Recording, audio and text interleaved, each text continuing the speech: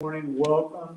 If you are a guest with us today, we want to say a special word of welcome to you, and we're delighted that you have chosen to worship with our faith community today, whether you're doing that in person or joining us online with our stream. And so we want to say welcome to all of those that are joining us on the live stream.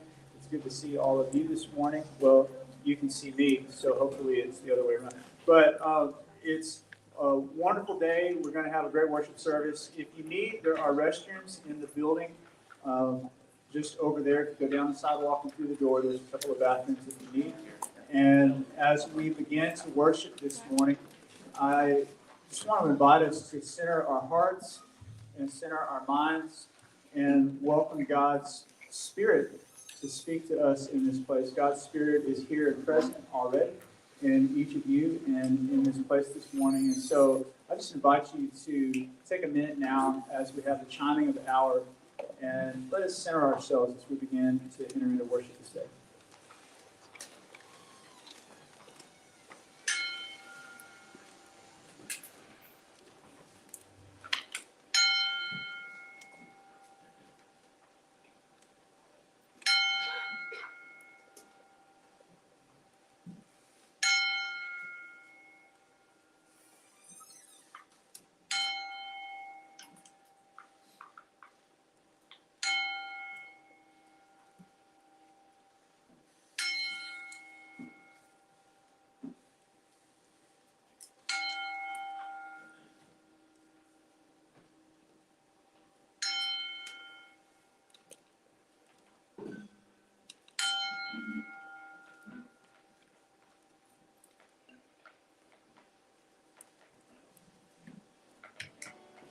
Would you stand as you're able as we sing from the head to the heart?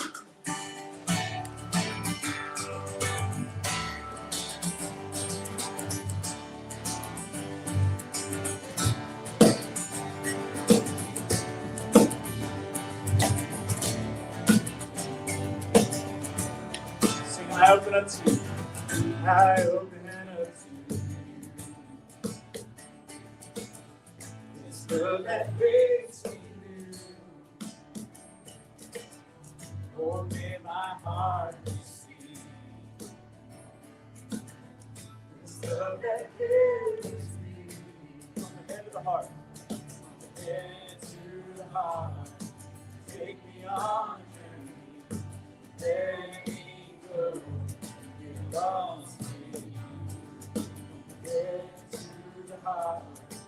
Take me on a journey. Let me go. Get lost in you.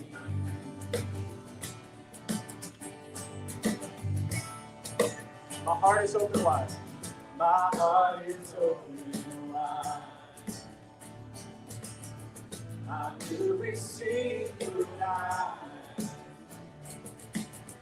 You give me faith like a child. In you my heart grows wild. 'Cause there's no shame in looking like a fool. When I give you what I can't keep, take a hold of you. Oh, there's no shame in looking like a fool. When I give you what I can't keep, take a hold of you.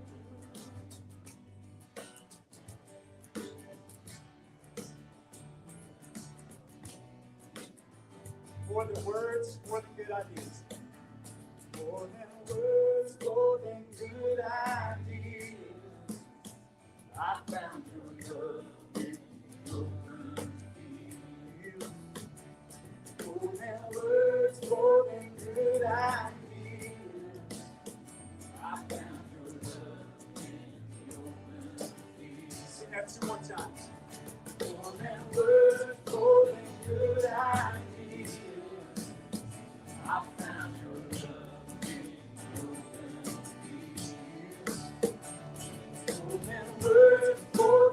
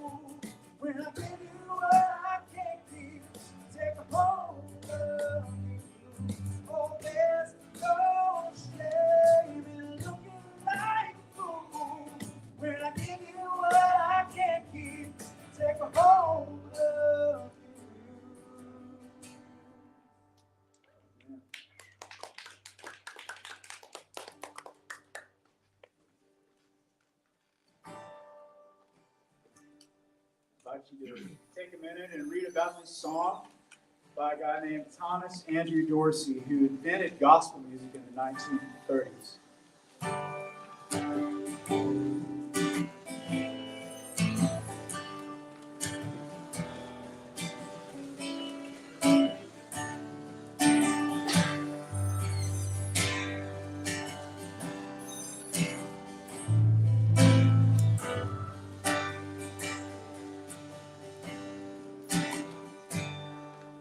Precious Lord, take my hand, lead me on, let me stand.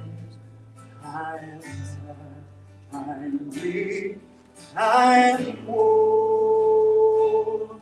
Through the storm, through the night, lead me on to the light. Take my hand, precious Lord, lead me on.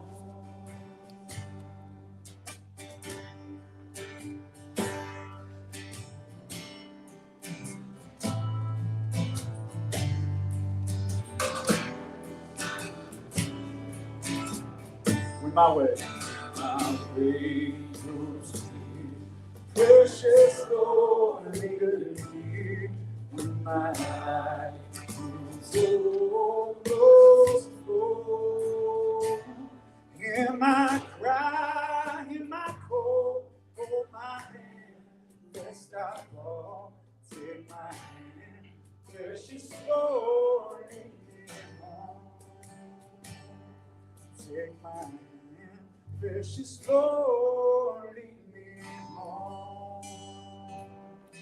Take my hand, precious Lord, lead me home.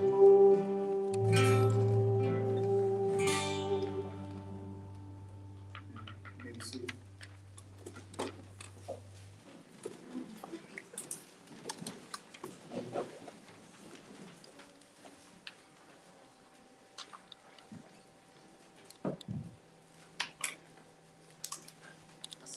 Hello, everyone.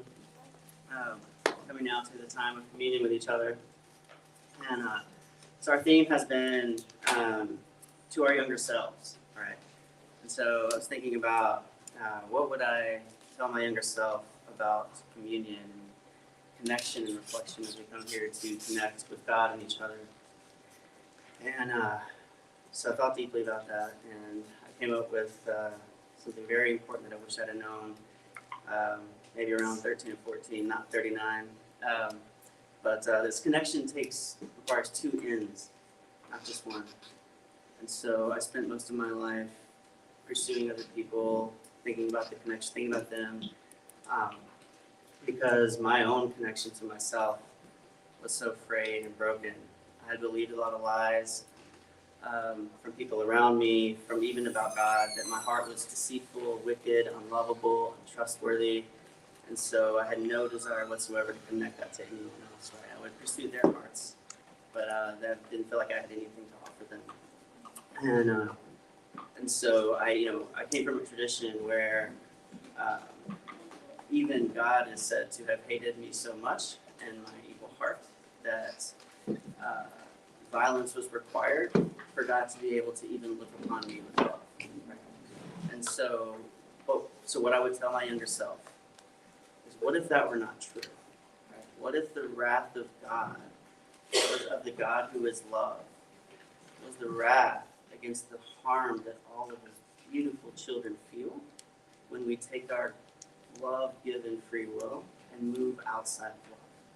Right? And our God, our incredible God, found a way out of love to not circumvent human free will, but also to step in and protect us from the natural consequences of our own lack of love and which is love. Because our hearts are beautiful and God cares when we hurt. And I would tell my younger self, when you believe that, it changes everything. Then you can connect with others. Then when people tell you nice things about yourself, or do acts of kindness for you, it stops falling through you like you're a bucket with a hole in it. And you can receive it and you can believe it, and then you can bless people with the connection from your center of love into theirs. And you and all the people around you will know the same. And so now I invite you with me to receive this incredible act of love and connection from God and with each other in the liturgy of communion. I'll read the parts in the regular text, and you can read along, and you can read the parts in the bold. God is within you. God is also within you. Lift up your hearts. We join in the beloved community. Let us give thanks for the blessing of life. Together we raise our voices in gratitude. Great is the mystery of faith. Christ is reimagined death, and we join in bringing heaven to earth. Okay, so now we have people in the back, and I invite you to, starting with the back rows, come into the center, take the bread and the wine, and go return to your seats. Starting from the back, coming up to the front.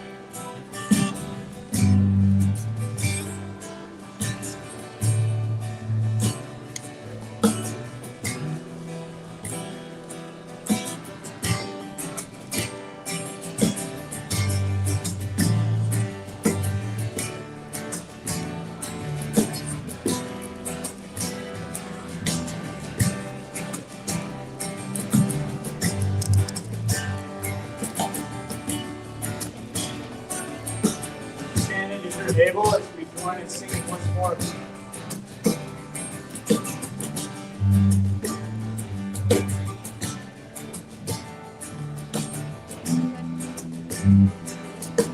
Hands went back, my face is far too covered. You stack me up, I still think God.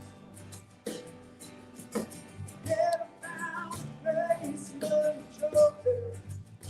But I run away, take the exposure. Oh, I found you. I found you.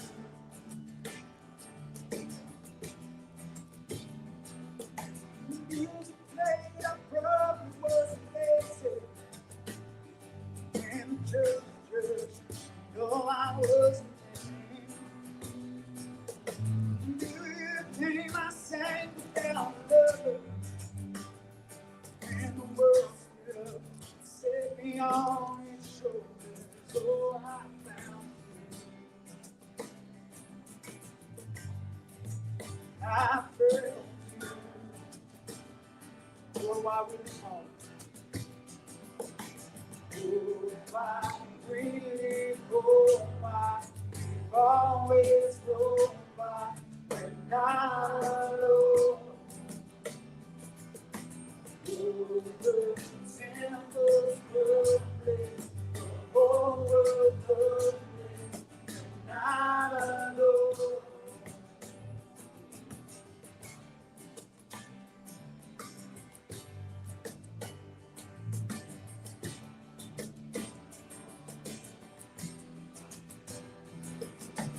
It's the first to fire from the darkness. For the eyes that first see tomorrow's promise.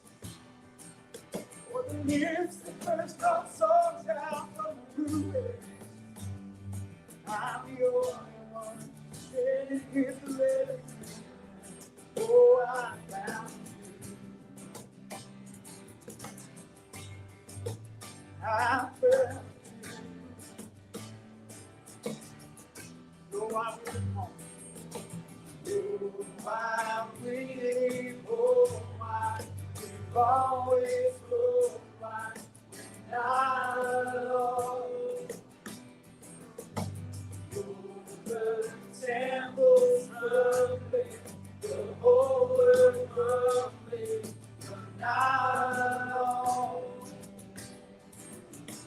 Oh, my really oh my, we've always grown right, we're not alone.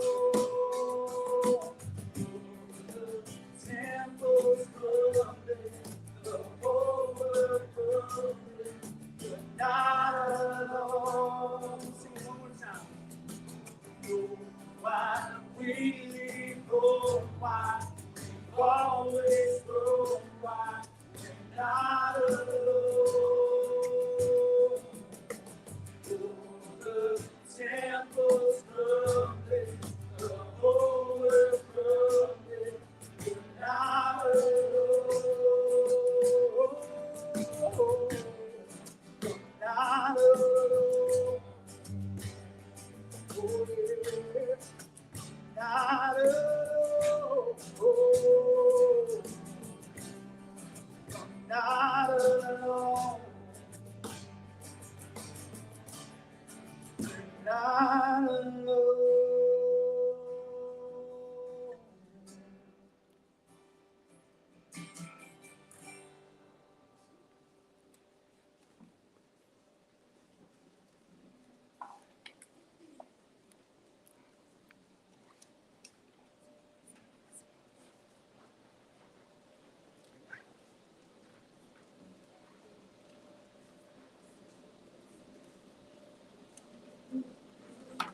Alright, kids, we do kids sermon. You're welcome to come down here, or if you want to take our seat, up to you. Alright, so we are sharing about shame.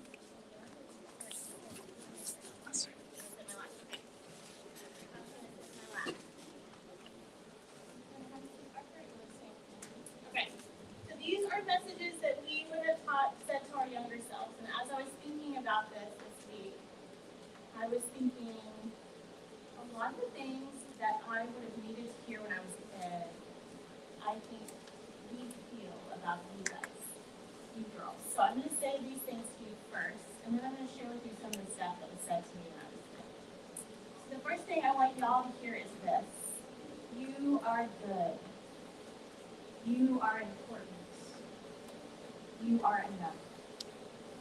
You are wanted, and you belong here. We want to hear you. We want to see you. You are loved, and you matter. See, when I was a kid, I was told a few things on repeat from when I was really little until I was still, my family would say this about me. You're too sensitive. What I really needed to hear was, little Kristen, there are people in this world that are sensitive. They feel deeply.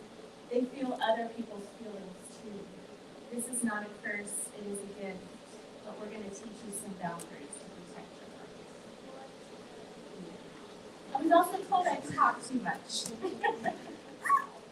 But I was never taught what enough was or what too little was. So what I really needed to be taught was, Kristen, you have a lot of thoughts and feelings. I mean, what kid doesn't have a lot of thoughts and feelings? We have so many thoughts and feelings, we don't even, our mouths can't keep up with our brains, and we stutter. And have you ever had that experience? Mm-hmm. What I needed my parents to say was, we don't have a ton of energy all the time to hear politics.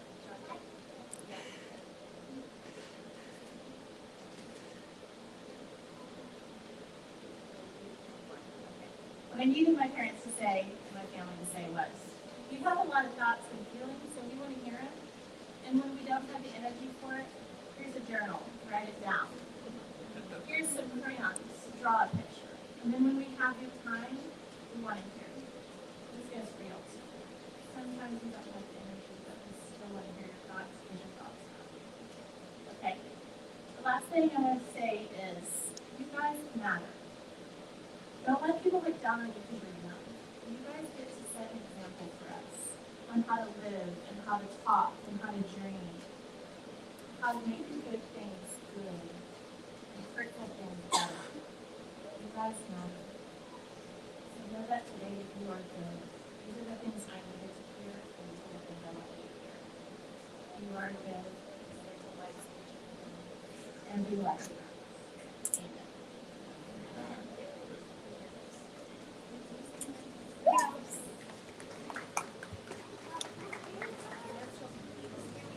Oh, yeah. What are the ages? 4 to 8. If you are 4 to 8, you can meet Miss Naomi in the back.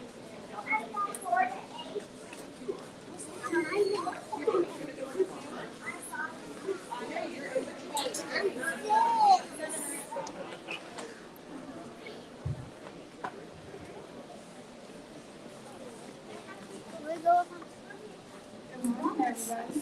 Good morning. Hear me okay? All right, perfect. This morning I am reading a poem from Reverend Anna Laydell entitled In Flesh. As you hear it, I want you to imagine source energy flowing through you, extending love to your inner child. Darling one, you precious mess. You exhausted, grieving, hallowed, hallowed, hallelujah of a human.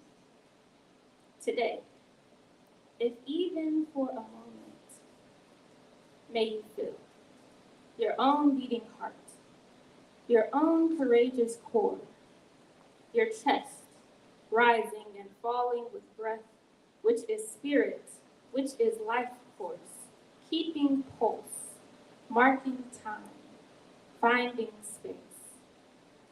Regardless of how you are feeling, no matter what you are capable of or not.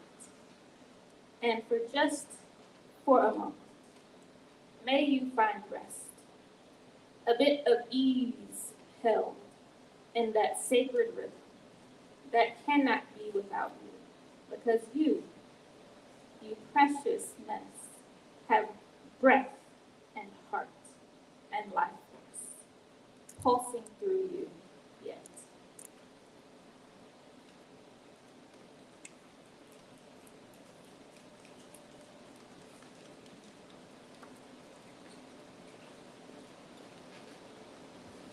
Good morning.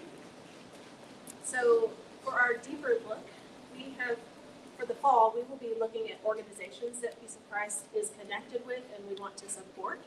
So this morning, it looks like we're just doing a normal deeper look with one of our members, but it's actually Tracy who will be telling us about an organization that she works with. So Tracy, please introduce yourself again and tell us what you do. Yeah, good morning, everybody. Morning. So I am Tracy Henneke, and I am a part of Peace. I was trying to remember, even on my drive-in, how long I've been here, and I'm looking at a couple of family members, because I don't really know. I think since 2019, but I've been on the fringes for quite a while. I used to go to my new family member. On the fringes, I used to go to First Baptist, but I have been around for a little while in some form or another. I am also the Director of Relationships and Giving at Mobile Loaves and Fishes.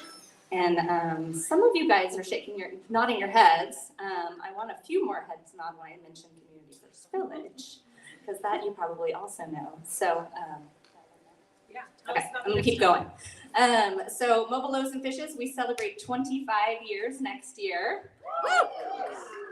Amazing. So I have only been there for a little over 5 years of those, but it's been a really fun ride. So Mobile Loaves and Fishes started in 1998 as a food truck program.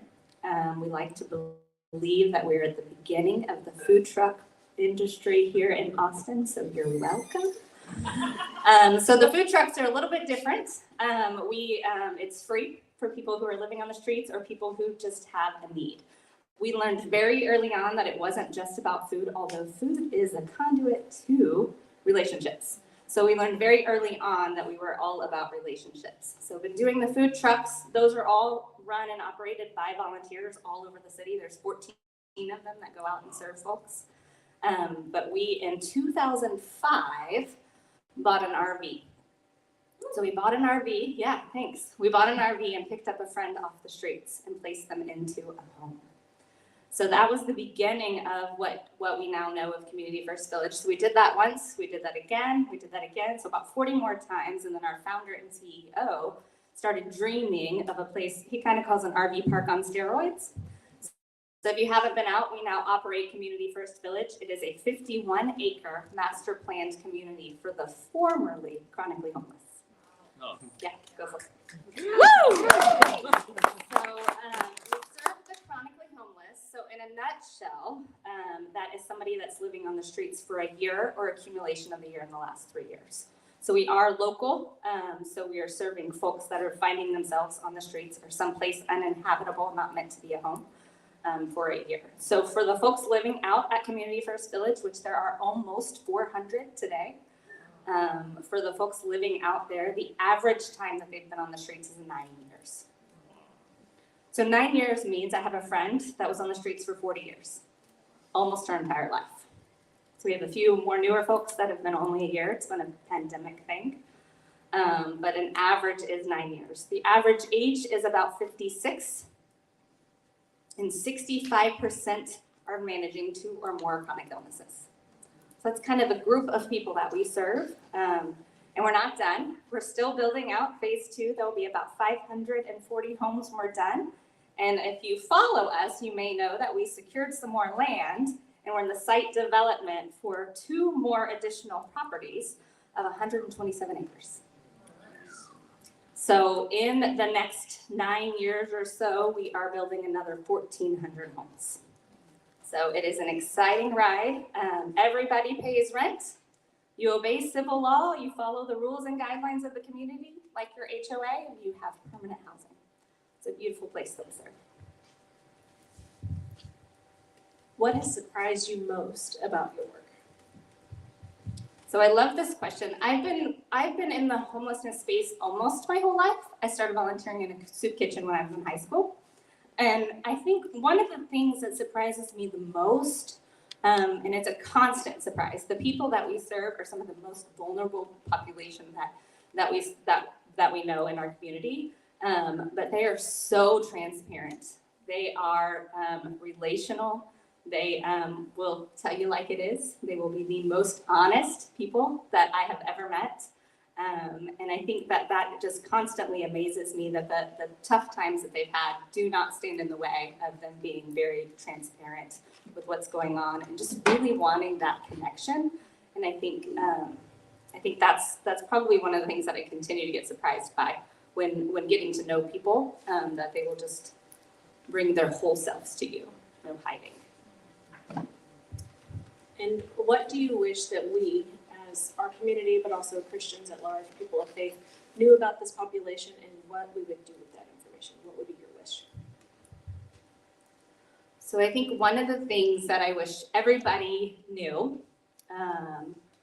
is really that this group of people is just like you and me. At Mobile Loaves and Fishes, we believe that the root cause of homelessness is a profound catastrophic loss of family. So when you think about that, you think about the people in your lives that maybe go through some tough times, and you're there. I see a lot of my family members in this room. They're there if something happens to me. So this group of people that we serve, that is kind of that core. They didn't have that support. So many different symptoms of homelessness, so many different things that are going in there, but that root cause is a really important thing. And I think in just with that and the desire of belonging, the desire to be loved, to be fully loved and fully known is something we all have. That's the same for this population. So I know there's a lot of different feelings when you meet somebody on the streets, but I think coming back to nobody wants to be homeless. That's another one. Nobody wants it. I don't care what they've told you. They really don't. But they really want to be known and loved. So I think that's one thing. When you have that in front of you in time when you approach somebody, I think that changes your perspective in that conversation. And I think with that, the first suggestion I would say is please look people in the eye. That's my biggest thing. Do that with it. Yeah. Thank you, guys.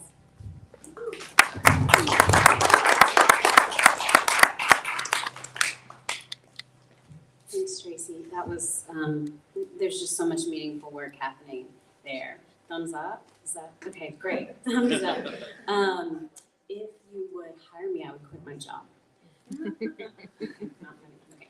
No, but for real, we're involved. Some of our youth have gone out there this summer to help in the garden. We are planning a bingo day in November, so any of you, be on the lookout for that because it's during the day. So you would have to like take off from work or whatever if you wanted to come help us. But we're gonna like go out there and do a bingo afternoon, and you can individually volunteer. If you go to their website, they have lots of needs, and it's, like I said, really meaningful stuff happening there. So thank you so much for sharing. I gotta get situated. Okay, I'm gonna read the text. This is Jeremiah 17, verses 7 through 10, but let me read verses 7 through 8 first. Blessed are those who trust in God, whose trust is God.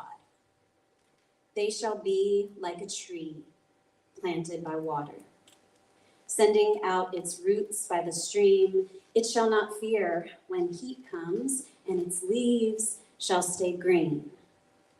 In the year of drought, it is not anxious, and it does not cease to bear fruit. Doesn't that sound good? It's nice, right? Wow. In these times we're living in, lots of anxieties, lots of uncertainties, lots of strife, division, sickness. Doesn't it feel good to be grounded in something deeper, something sure? That even amidst it all, there's no worry or anxiety about provision, internal or external. Doesn't it sound good? It sounded really great to 10-year-old Aurelia, 11-year-old, 12-year-old Aurelia. I had experienced an upheaval, had a significant trauma event in my life, and I was reeling and I was desperate, and I had a pretty good instinct. That instinct was to lean on God for comfort and support. And I didn't need to go through anyone to do it. I didn't require an adult. I didn't need a priest. I knew God, and God knew me, and that comfort and that security filled me up and sustained me in a time of great need. So I decided to read the Bible. Started reading it from front to back. It took a couple years. I read every word. But here's where it might have been helpful to have a little guidance, because I started from the beginning. Jeremiah 17. We read verses 7 and 8, and I remember reading them as a kid, and amidst that upheaval, those words were so comforting to me. They gave me hope and reassurance, and so I clung to them, but I also clung to the rest. Let me read verses 9 and 10. The heart is devious above all else. It is perverse. Who can understand it? I, the Lord, test the mind and search the heart to give all according to their ways, according to the fruit of their doings. The heart is devious. It's deceitful. Don't trust yourself. Don't be confident. Don't take up too much space. Don't lean on your own understanding because your heart is perverse. And what's more, your goodness is tied to what you do, to how you perform, and to what you can produce. This is the message that little Aurelia, reeling from trauma, absorbed, and that message was reaffirmed to me in the youth groups I entered into, in the college ministry context where I deepened and strengthened my faith. Maybe you can relate. The message was that my heart was not to be trusted, and the way my heart played out in everyday life was through my emotions. So my emotions, often in relationship with my instincts, should be considered suspicious. And the irony is that entering into this kind of faith, shifting from the Catholicism of my childhood and into this evangelical framework, the very nature of salvation suddenly changed. Suddenly it was all very heavy-handed and micromanaged. So instead of acknowledging the sanctification that I had experienced over the course of my life, meaning this continual forming, continual growth, this day in, day out divine presence within me and around me, suddenly what mattered was one moment, could I point to it? If I couldn't point to it, my salvation was questionable. How could one identify that one moment? Well, it would have been one of high emotion where your heart speaks to you, God speaks to you, and you are compelled to be saved. So right there in that moment, you give your life over to God, and poof, voila, you're saved. From what, I wonder now? Burning? Judgment? Exclusion? But after that one intense-filled, emotion-filled moment, don't trust your emotions anymore. Don't trust your heart. Don't trust yourself. You need to listen to these other people, these adults, these pastors, these men, these leaders. You can't be trusted. Swallow what they feed you. Over time, I learned to listen to their interpretations, instructions, and theological lenses at all costs. I came to depend on external guidance, certainty, and prescriptions, and this became my groundwork for my faith paradigm. So then what? I turn around one day and I realize I'm a person who second guesses myself all the time. I'm indecisive, I'm uncertain, I'm a person who has had good ideas, but no practice in allowing them to depart from my lips or my fingertips.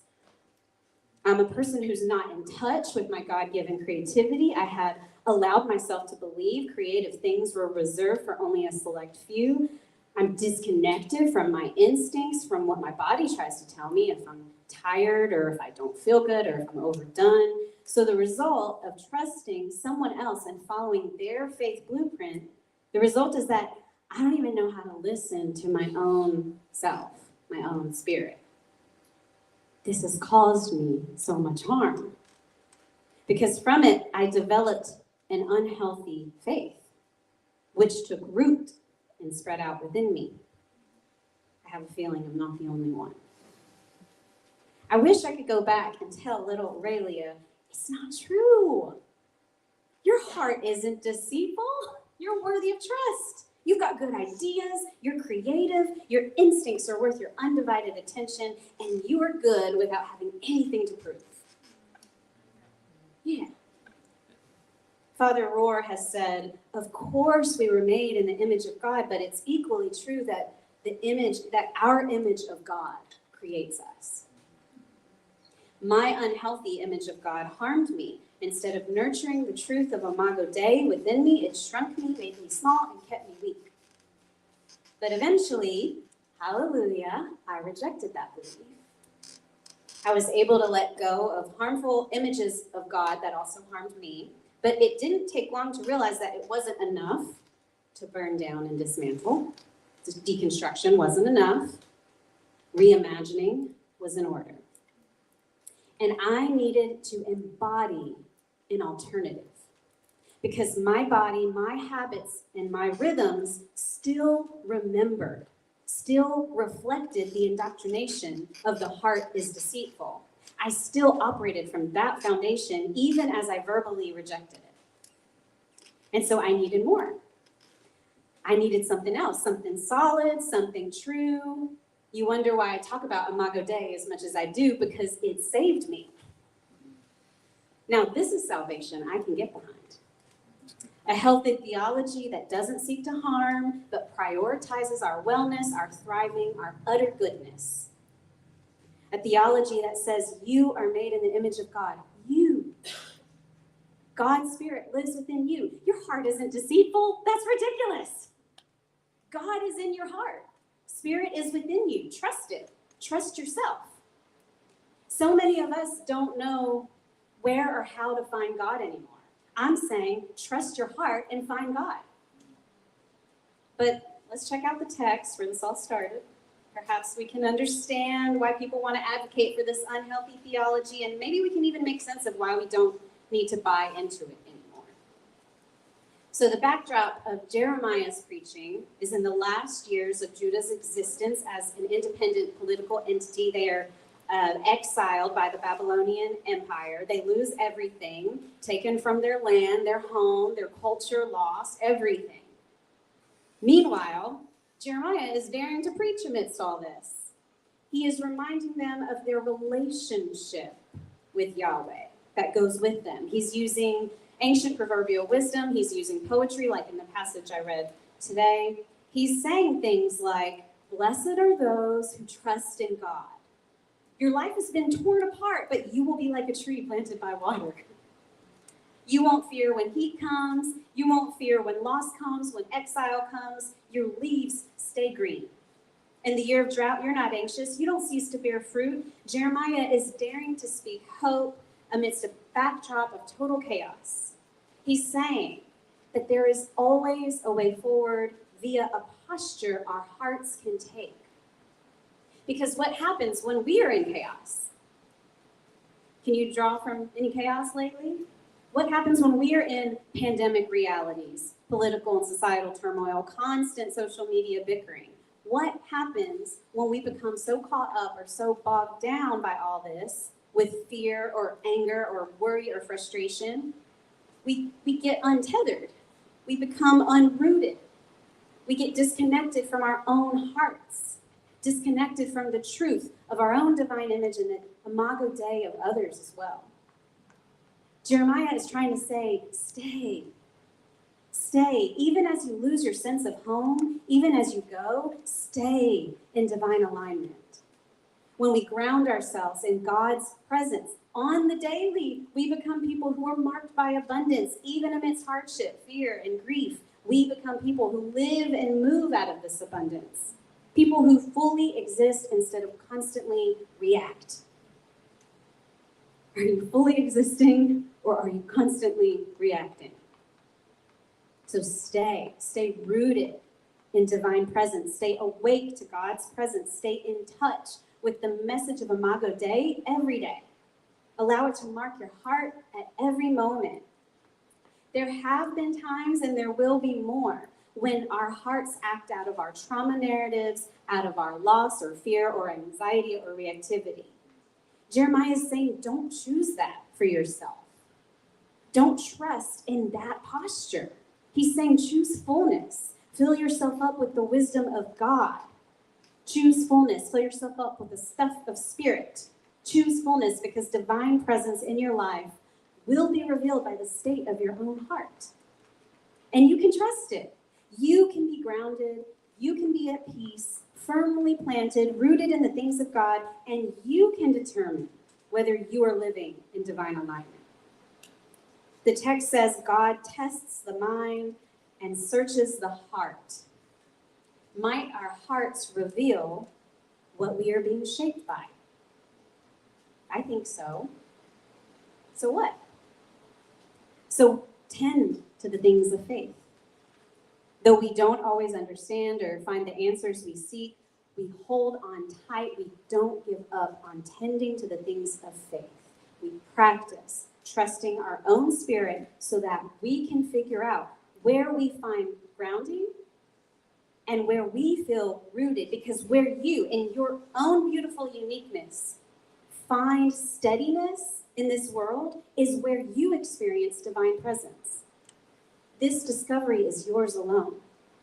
And my guess is it feels a lot like peace, like joy, like freedom from fear, like abundance amidst drought, hope amidst the shitstorms of life. Sorry, kids.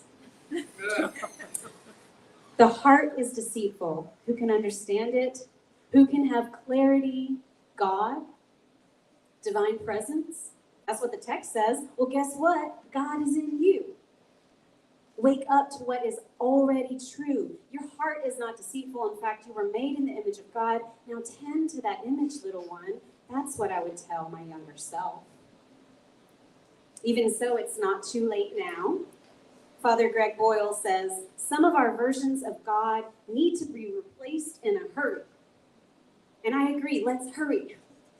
With urgency, let's move away from any narrative of God that harms us or anyone else. Let's move away from theologies that are unhealthy. Let's move toward good health, toward the God who nurtures, who loves us, and wants us to be well. Because what we don't need in these times is more separation between us and God, between body and spirit, between things that are seen and divinity. They say the heart is deceitful above all things and beyond cure. They point to scripture, snatching words from their original context in one fell swoop, taking our permission, our ability to question without hesitation, wrenching away our God-given intuition. They say the heart is deceitful, but conveniently theirs is trustworthy. Theirs is in line with whatever capital T truth benefits their paradigm. Who is they, you may ask? It's any system or person keeping us from God's beauty. It's any church that would silence our spirit. Sometimes it's our own trauma or ego speaking. Often it's the powers that be, but younger self, present self, future self, here's the T. It's okay to believe that you are made in God's image, that the divine dwells within you, that your spirit, body, instincts, ideas, and abilities are sacred vessels. It's okay to believe it, and then it's okay to live like it. Amen.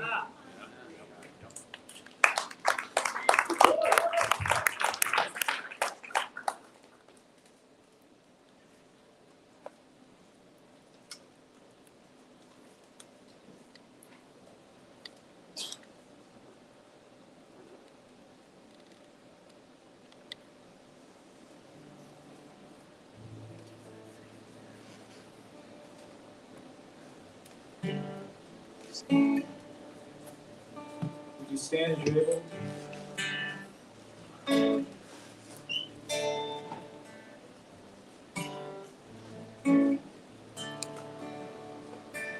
Oh, this wonder if I ever find my way. Wonder if my life could really change at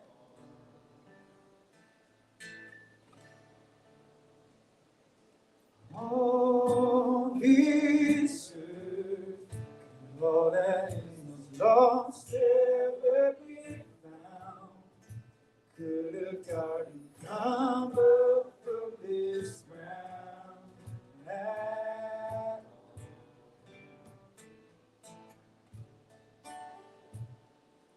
You make beautiful things. You make beautiful things out of dust. You make beautiful things. You make beautiful things out of us. All around, hope is springing up from this soul ground. Out of chaos, life is being found in you.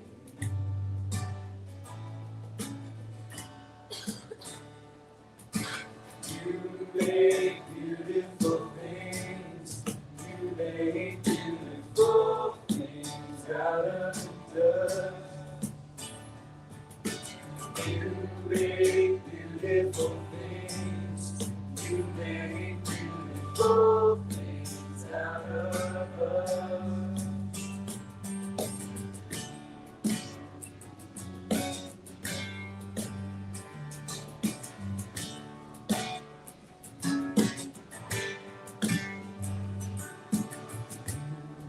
Make me, you are making made you. You made me new. You are making me new. You made me new. You are making.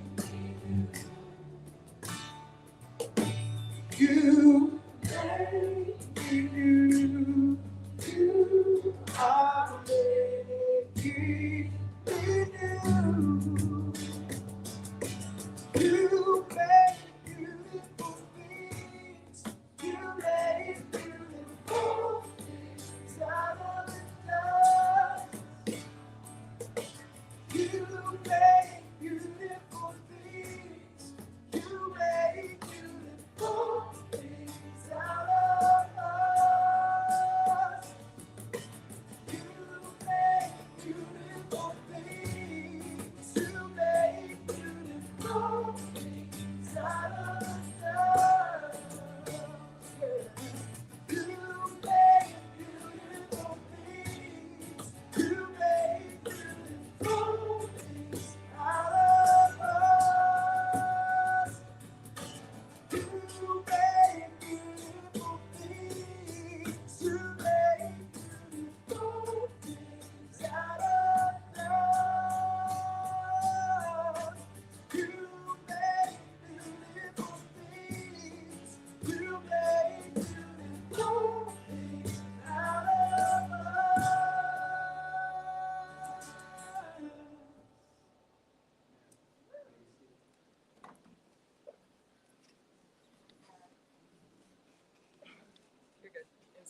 Okay, just a couple of announcements. If you are in the youth group, they're meeting upstairs in that building next door right after this with lunch and a lesson. So exciting.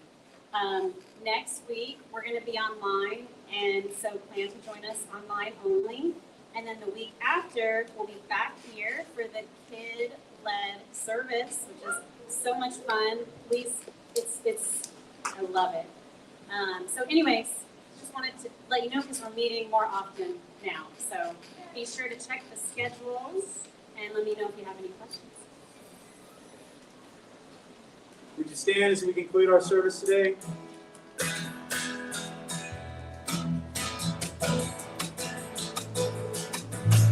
Feel free to put your hands together, move, dance if you want.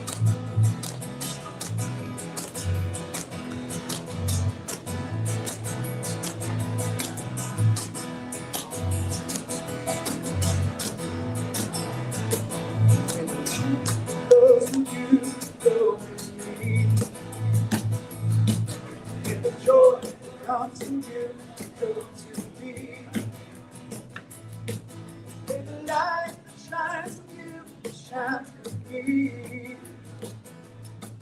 And the love that pours from you pour out of me.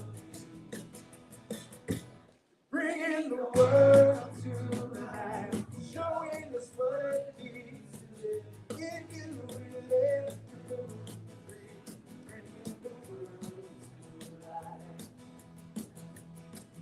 May I be your hands, reaching to the hungry. May I be your touch, comfort those poor. May I be your foot, walks in dark places. May I be your voice, speaking words. Bringing the world to life, showing us what it means to live. In you we live, move free, bringing the world to life. Oh, Jesus, let us change the world with your peace. Oh, Jesus, bring the nations to your feet. Let us walk alongside you as you bring the world around us tonight.